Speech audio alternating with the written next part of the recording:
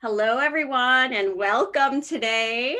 I have a special friend with me, Marta, and you're going to hear a lot about wise leadership today while we juggle all the things. Mhm. So, welcome, Marta. How are you? Good. I'm happy to be here. Thank you for Yeah, it's so having nice me. to see you. It's Yes, been a while. I know. I missed you. Yeah, same, same. So, why don't we just kick it off? I love to ask this question. Going back in your mind, and it could be in your childhood, and you might not have known it at that time, but thinking Mhm, back, mhm. where's your earliest memory of being a wise leader? Ooh, I'm so glad that you brought that up. There's two different answers. There's the one that I remember, and I look back and I'm like, holy shit, was that bold? And then there's another story that a teacher, my preschool teacher, actually told me recently that I was surprised by before I stepped into the adulthood version leadership mode of myself. So there is the story that I remember of, moving to the United States in fourth grade, and by fifth grade, I had written an entire play based on the book The Wish Giver, and I cast all my friends in the play. I organized for the school to let us put it on for everybody to see. I organized for each class to have a set time to watch it. And to me, like as a kid, I didn't think much of it. I just thought it was fun.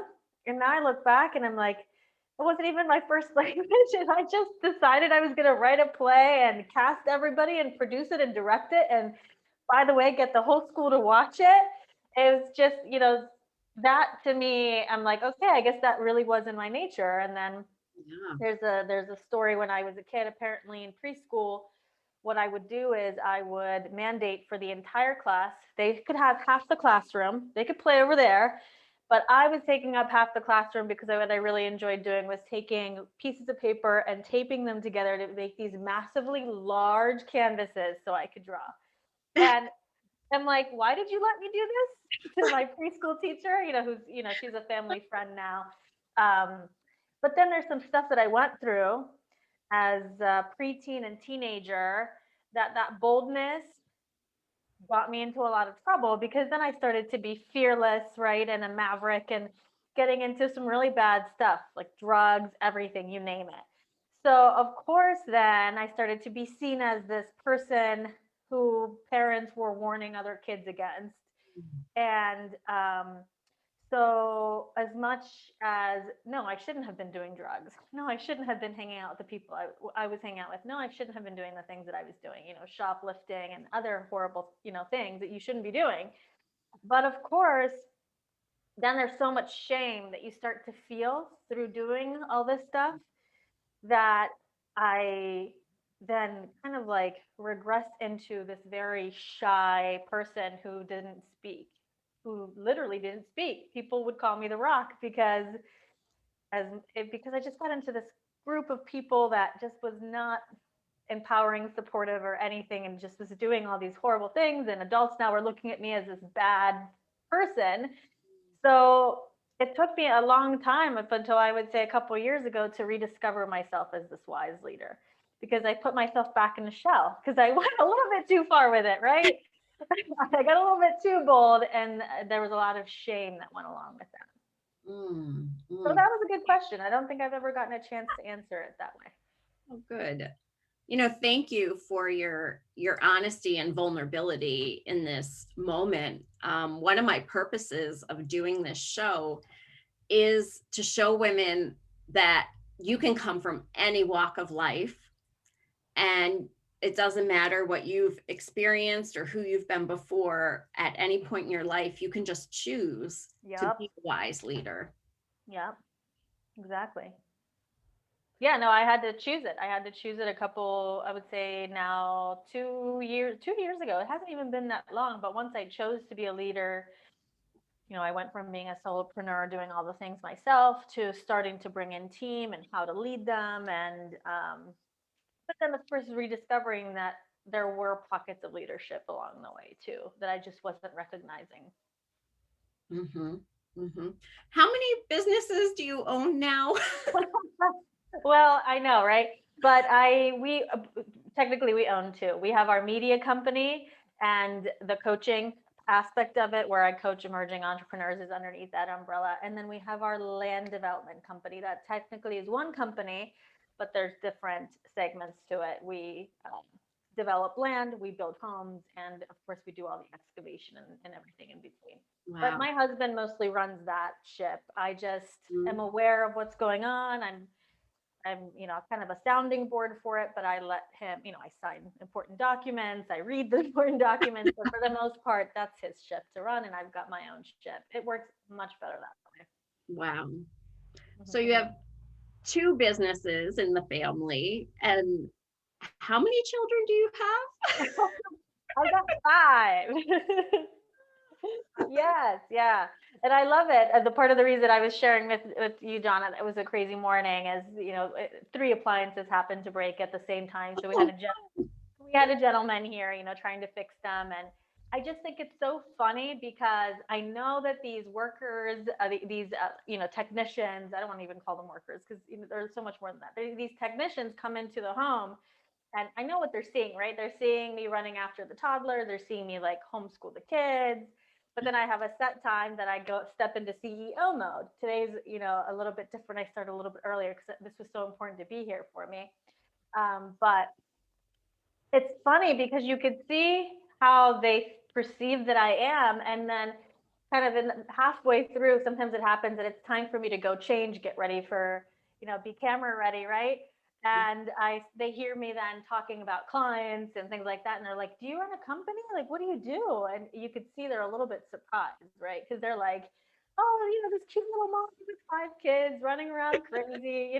She just ran up the hill, in the stroller to meet me." And it's just, I love it. I love to see that expression when they realize that I get to also be the CEO of a company. yeah, that's awesome. Yeah.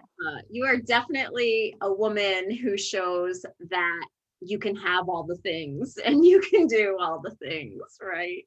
Yeah. And then if things get crazy, that, you have grace with yourself, and Mhm. you forgive yourself and understand that as much as there is balance. Sometimes there are some crazy days, but making sure that that's not the norm of your life.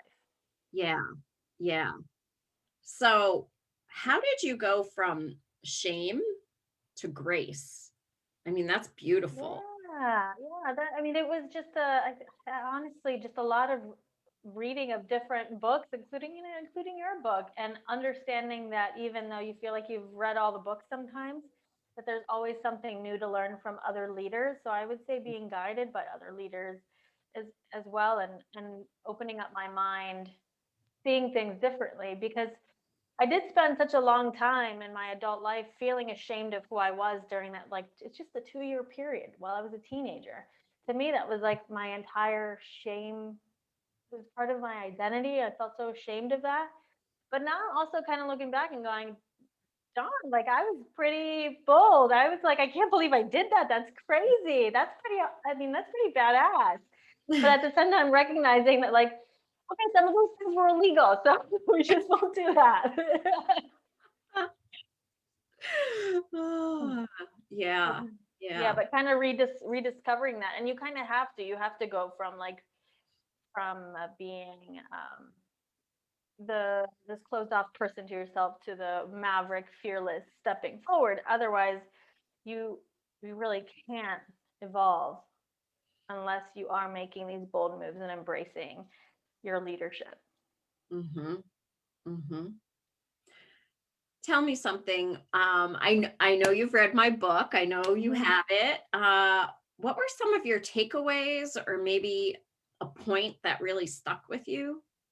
Yeah, I actually was just looking at part of it. Every day I look at it because it did ignite. There was one exercise in there that I think invited me to write something that, what kind of leader I wanted to be, and to put that somewhere where I would look at it every day. Mhm, And so I have that, and I have that like by my mirror in the bathroom, and I have that on my vision board, mm, um, and it allowed me to recognize that I'm a leader in my home too, right? mm, I'm not just a leader of my company. I'm the leader in my home. I'm leading five kids, and my husband and I are equals, but there comes a time when you have to take the leadership role in the family and just make decisions, and but at the same time not being the kind of leader that's just making decisions and then pushing them upon the people around you, and inviting everybody to have a discussion. Mm-hmm. Mm-hmm. Yeah. Yeah, I think that is where being a manager and a leader differ, right? Mhm. The manager is more of the taskmaster, Mhm. where the Mhm. leader does invite in other opinions and is willing to let other people shine as well. Oh yeah, for sure. Yeah, stepping back, whenever we're on production, and I know that my production manager, she knows what's going to work best with what the editing process is going to look like at this point, because my hands aren't in it anymore. So I'm able to step back, and my social media manager is for the client that maybe is being photographed is going to know what's performing best on her channel. So I can step back and let her direct the shots, right? So I'm able to just step back and be like, and even if they come to me with questions, I say, what do you think? Well, what's going to work best for you? Well, what were you thinking? Like, I don't have to be the decision maker here. I'm here to just, honestly, I don't even need to be here. I'm here to just enjoy the show.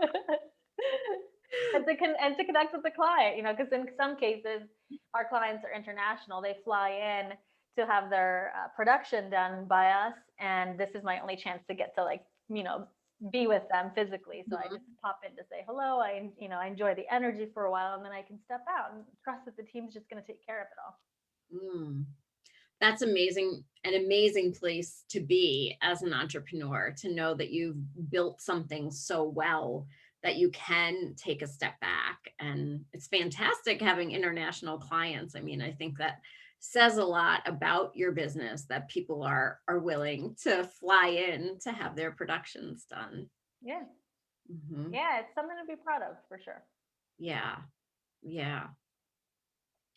What do you think your wise leadership looks like? I love that you mentioned that it's in the home, right? Because I think stay-at-home moms don't get enough credit for what they're No, doing. And you're running a business at home. yeah, exactly, exactly.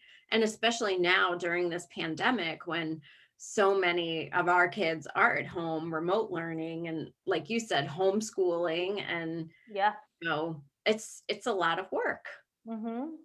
Yeah. Yeah. Yeah, so I know, even in that sense, even though I'm like, you would think, I have 5 kids, I know what I'm doing. They're already, some of them are teenagers already. I took to other parenting experts when COVID hit, and I enlisted in a couple masterminds, a couple workshops just about parenting, because I was like, okay, I'm no longer sending my kids to be homeschooled. I'm sorry, to school daily for somebody else to help educate and nurture them. This is all on me now. And I'm not going to be a fool and say, I got this, I can do it all.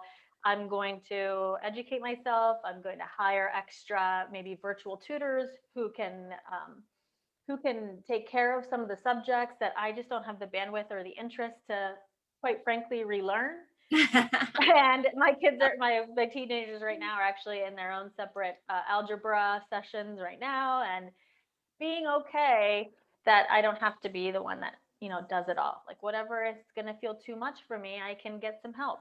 I can delegate it out. I can educate myself on it. And we have now I felt like we were getting a little bit lax recently.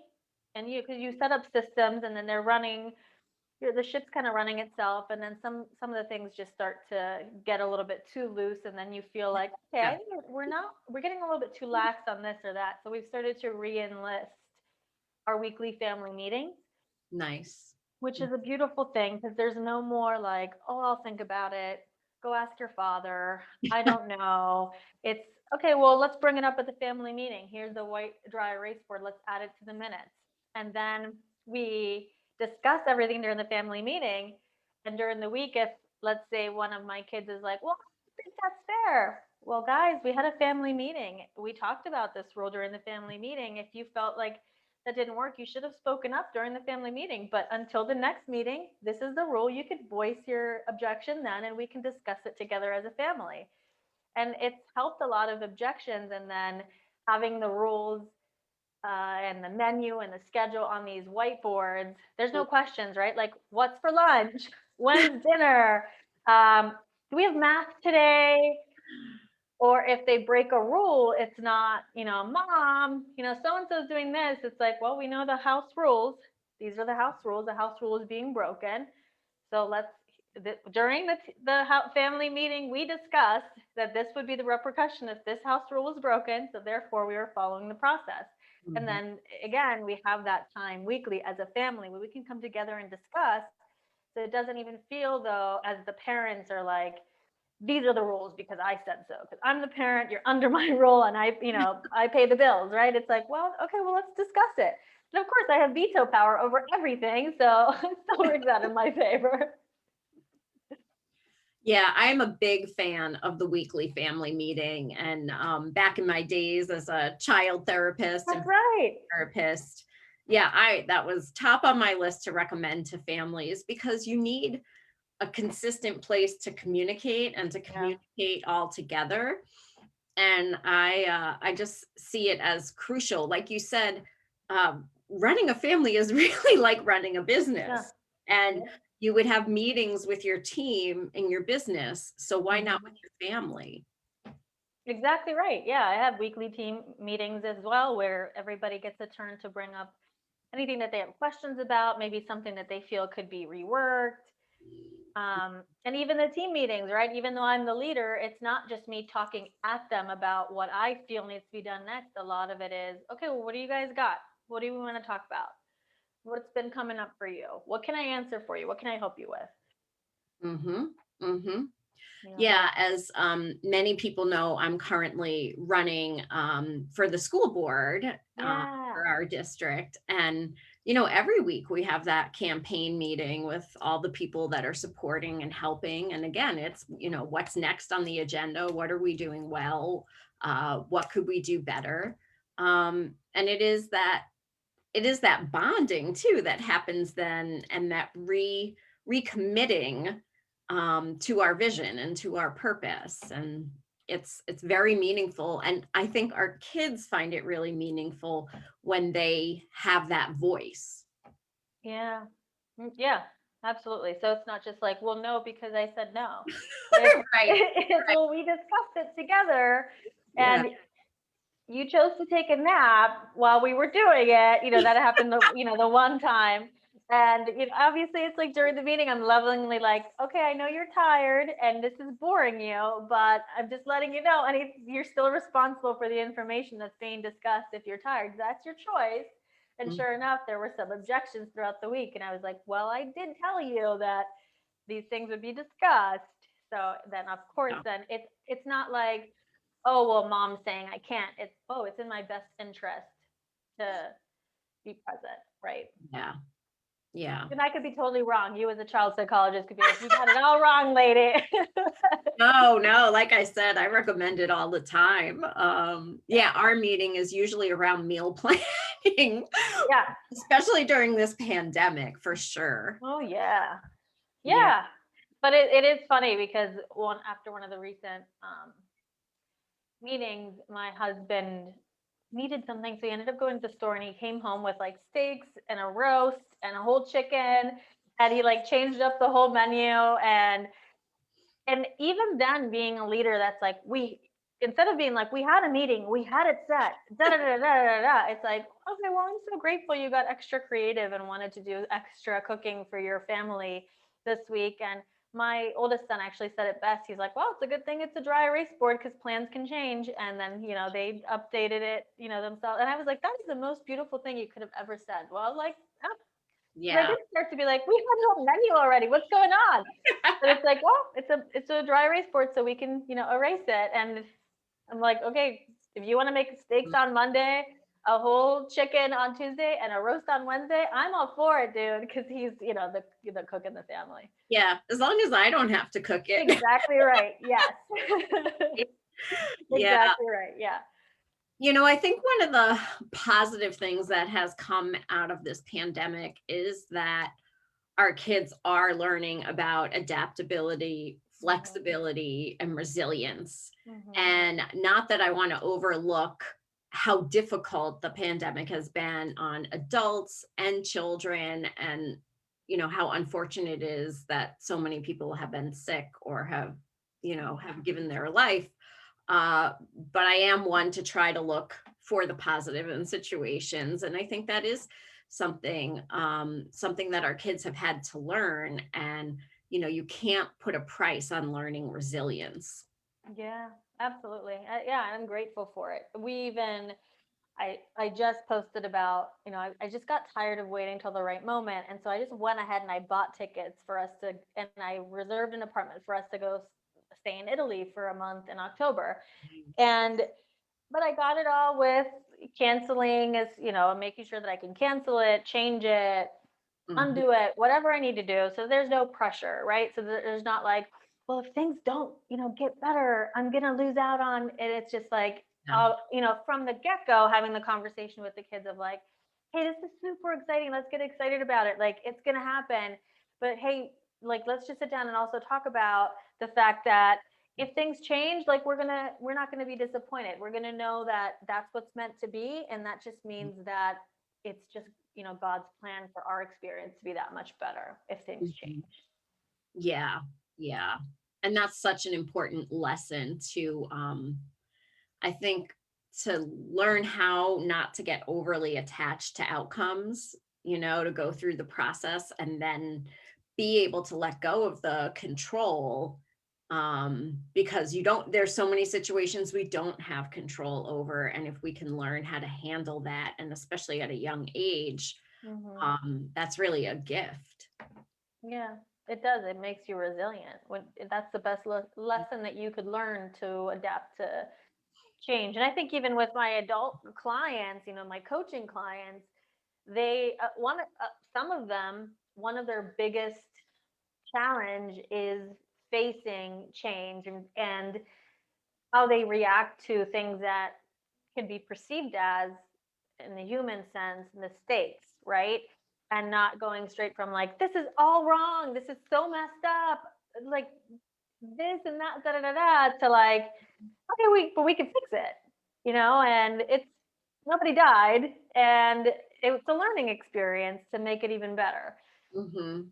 And it's Mhm. funny, I even find myself, I was like coaching the technician because he's frustrated because they sent him out on this job to fix all my appliances, but he doesn't have the parts and he doesn't even really know how to fix my particular issue with the refrigerator. And I'm like, well, they're doing their best. I'm sure this is a learning opportunity for you. I'm sure you're learning a lot of things, and you're Right. and you're growing. And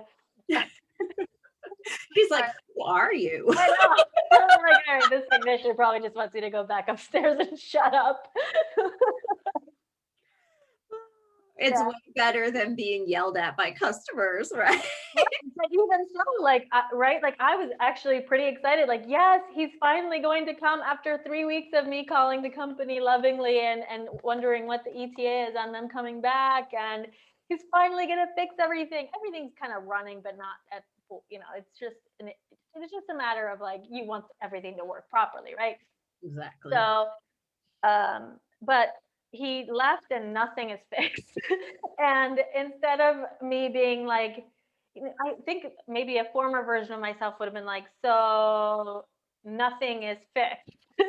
I was like, like, Right. oh well, like it's meant to be. It is what it is. And he didn't charge me for obviously the visit, because even though he spent a couple hours on everything. And so it's that adaptability Mhm. in leadership. It does create a ripple effect in everything else, even the little things, because why waste your energy on that? Yeah, Why keep yeah. that within yourself? That's going to create a block to Mhm. attract something even more amazing.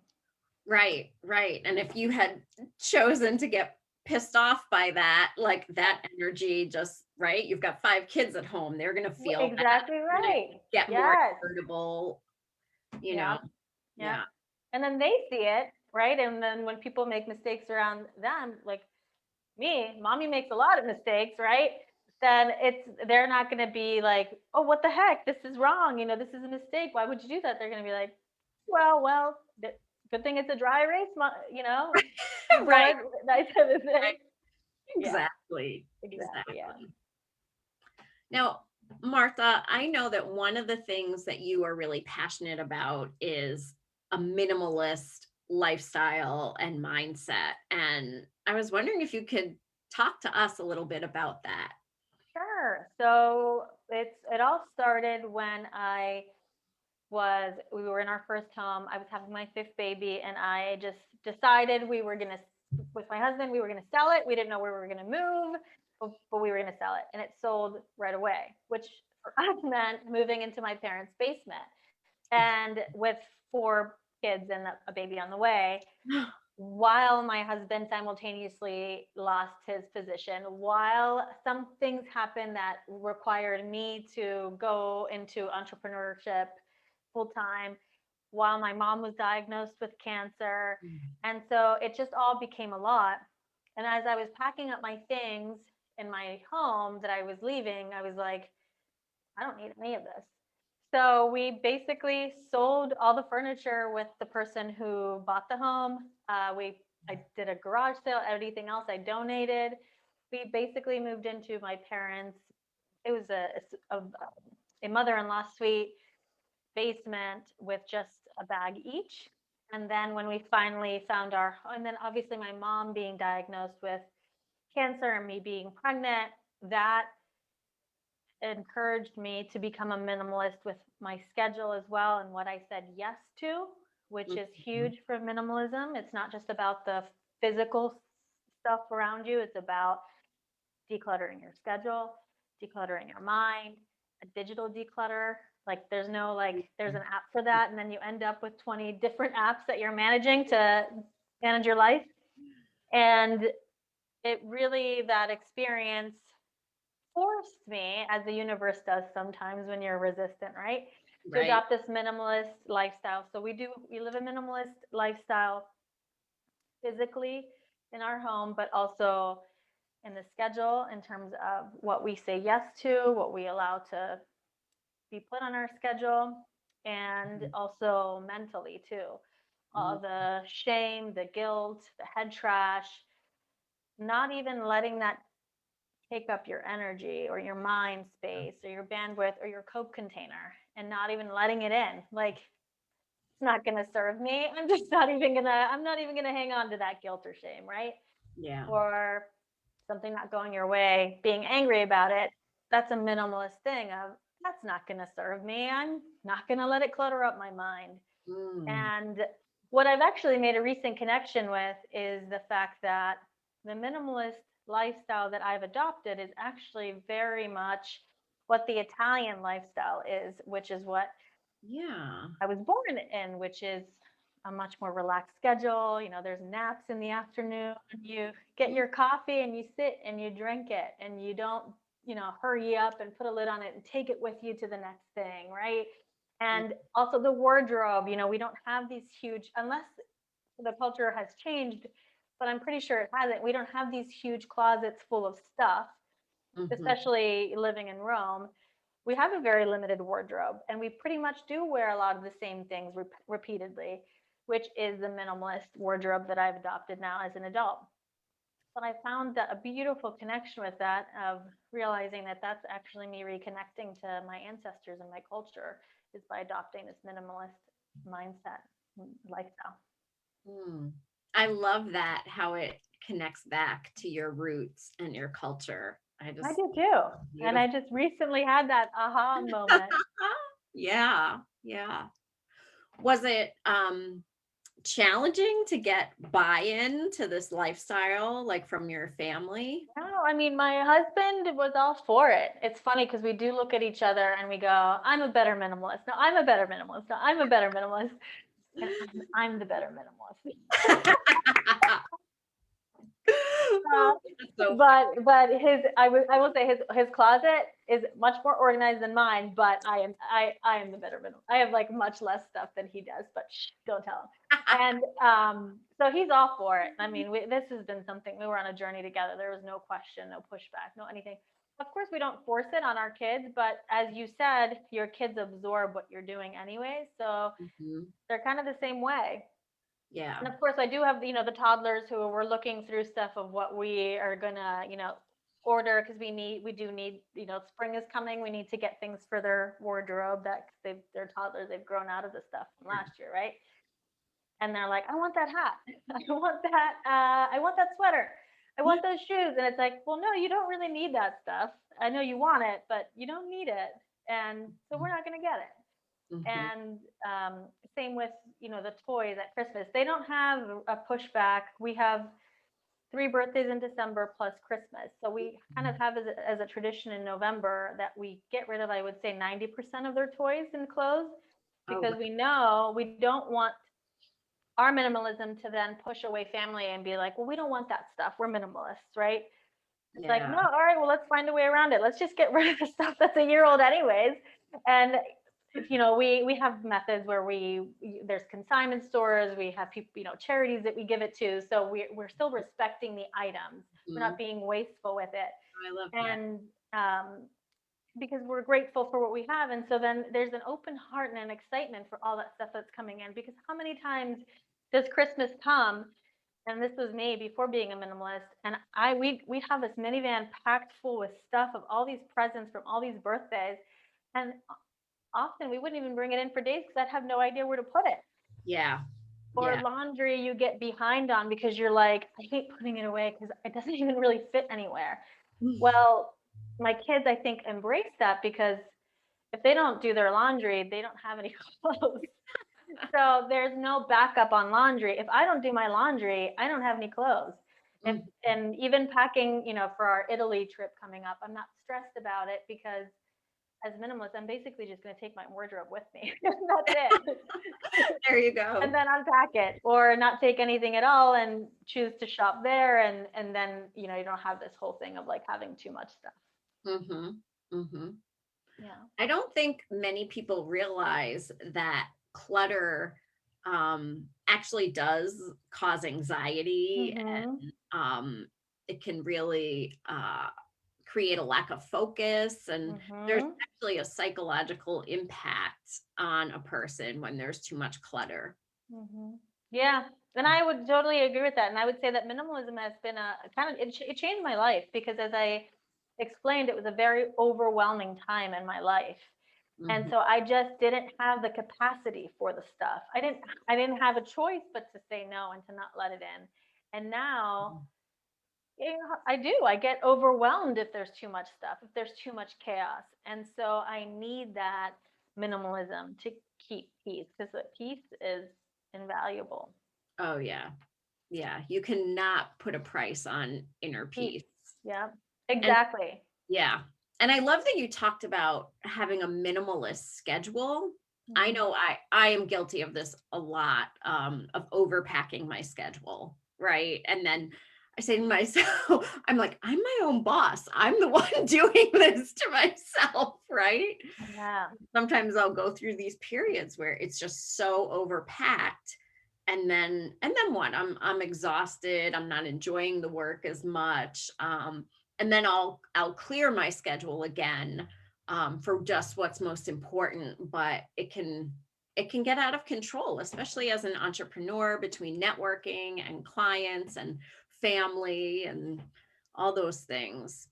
Yeah, so I'm fully comfortable with sharing that. I was supposed to be on Donna's podcast and live like last month, right? And with it not being a time slot that I'm usually used to, my mind was just like, oh, there's nothing going on at 1 p.m. But then what happened was like, oh, I better start checking my calendar daily. I've gotten too used to my set schedule. I better start checking my calendar daily. And then that night, at 7 p.m., I get a text like, is there something wrong with the Zoom link? We can't get in. I was like, oh, Bible study. I need to learn Bible study. And so that for me is like a trigger, a red flag. hey, something's going on here. You're Mm, doing something if you're forgetting two very important things to you. So then that is like, again, don't have time for the shame, don't have time for the guilt. You were very gracious and understanding and loving about it, and forgiving. And so that obviously always helps to have those kinds of people in your life. And and it's like, let's learn from it. Something's going on. So I actually, it did help me to, okay, I think actually I don't need to be going to these meetings. I think my team can actually do these meetings for me. I just feel like I want to, but clearly I'm over cluttering my schedule. I mm, don't feel like I have too much stuff on my schedule ever, but you hit the nail on the head when you said that chaos takes up a lot of your brain. It can really affect you as much, just so much that you're not even aware. So even though like my schedule doesn't get filled to the max, was recognizing that I am still homeschooling 5 kids. And as much as I am delegating out as much as I can, and I'm asking for help, and I'm having family meetings, and I am delegating a lot to my team, clearly I need to come to reality that I'm still overwhelmed if I'm forgetting two very important things in one day. And so then it did allow me to start like, okay, I don't need to be doing this anymore. I don't need to be doing this anymore. And I'm not going to feel ashamed about it. And that's when I hired also the algebra tutor for my teens. So I was like, I don't have the bandwidth to learn algebra again. same in this house. I'm like, yeah, I can't help you with this. And Yeah. so, yes, we got a tutor as well and had to make some adjustments. But even when that did happen, right? Our calendars didn't line up or whatever. Yeah, I think we all need to give people benefit of the doubt, right? Yeah. And I know that you're juggling 5 kids and businesses and Yeah. all of that. But I also took it as a moment to right, to find that silver lining and find that solution and say, hey, I'm going to talk about pivoting and Mhm. adapting and what you do as a leader when things don't go as planned, right? Mhm. And it is an opportunity. Yeah. And I'm sure you know too, like you don't have the energy or the time to hold, like to be like, overthinking about that stuff. So you're wise enough to know, like, all right, I'm gonna pivot. And I'm gonna teach you how to pivot too, audience, which is great. I love that. Exactly. Yeah, Yeah. Yeah.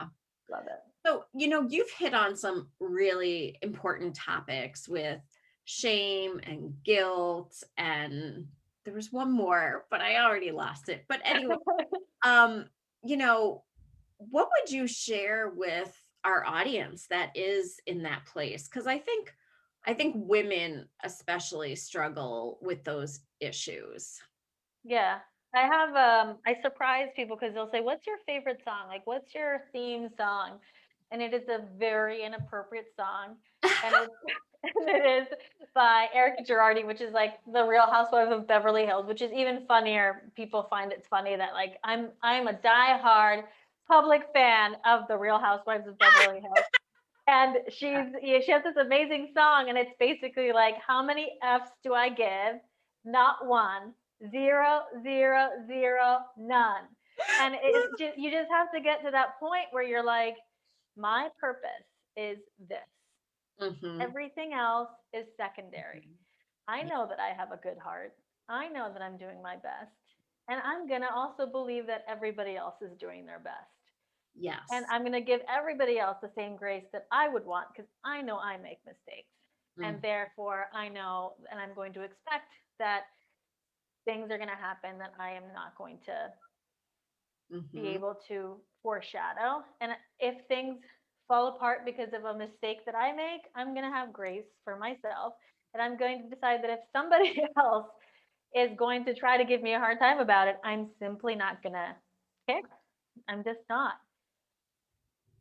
Yeah, I think that is such an important lesson, and it can be very hard. Women, I talk about this in the book, women are often, you know, uh, given messages at a really young age about being a good girl and being polite and being quiet and, Mm-hmm. being giving. And it can be really hard for women to say, at the end of the day, I don't care what you think Right. about my choices because they're Right. my choices. Right. And it's Uh, like, I'm going to feel bad. I really am going to feel bad if you feel bad and I made that happen.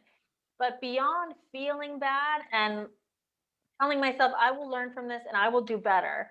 There's nothing else that you can do about it. So feeding into the energy of constantly talking about it, and then maybe there's some people who they feel so bad about it, so they tell this person what they did. I can't believe I did that. Or then mm, it turns into anger where you're like, well, she was angry at me because I did this, but she did this and this and this and this, and then you go to the other person and you're like, and I what I wanted to say was da da da da da, right?